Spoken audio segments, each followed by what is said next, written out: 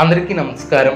2025 సంవత్సరం ఆగస్టు మాసం 12వ తేదీ బుధవారం రోజున కన్యారాశి వారి శుభ అశుభ ఫలితాలను ఈ వీడియోలో తెలుసుకుందాం.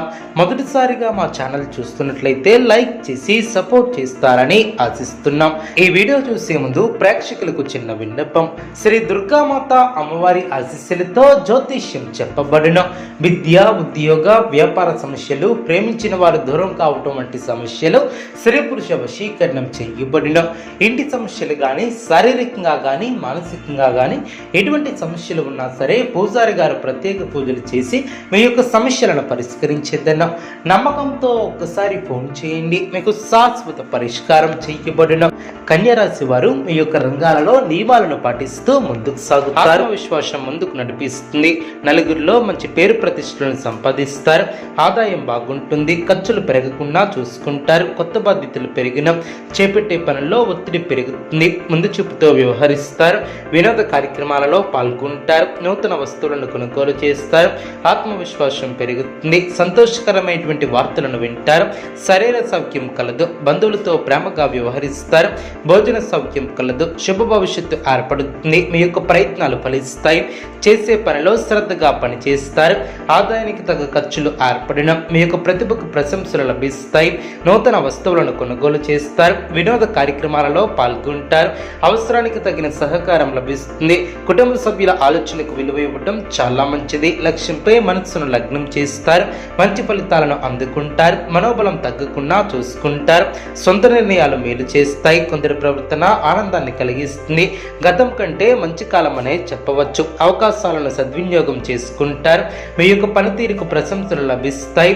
సాహసోపేతమైనటువంటి నిర్ణయాలు లాభిస్తాయి.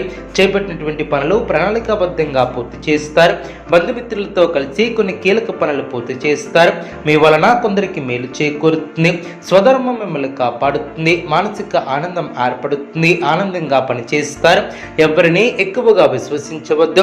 అదృష్ట సిద్ధి ఏర్పడుతుంది. ఆర్థికంగా బాగుంటుంది. ఆరోగ్యం కుదిరిపడుతుంది.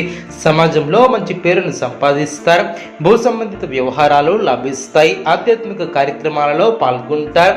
కొత్త పనులు ప్రారంభించే ముందు బాగా ఆలోచించి నిర్ణయాలను తీసుకుంటారు. అదేవిధంగా శ్రమ పెరగకుండా చూసుకుంటారు. కొన్ని పనులు ప్రారంభించి పూర్తి చేస్తారు. పట్టు వదలకున్న పనులు పూర్తి చేస్తారు. పురోగతిని సాధిస్తారు. శత్రువులపై విజయం సాధిస్తారు.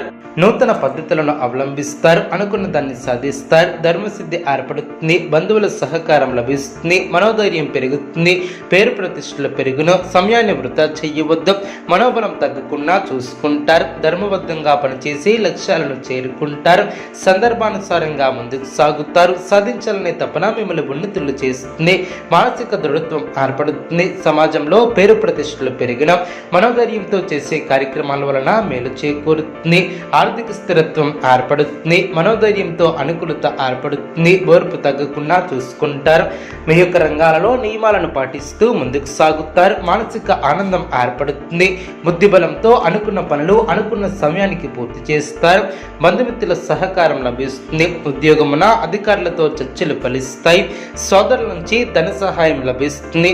సమాజంలో ప్రముఖులతో పరిచయాలు ఏర్పడిన మంచి మాట తీరుతో అందరినీ ఆకడతారు. వృత్తి వ్యాపారంలో మరింత ఆనందంగా ముందుకు సాగుతారు.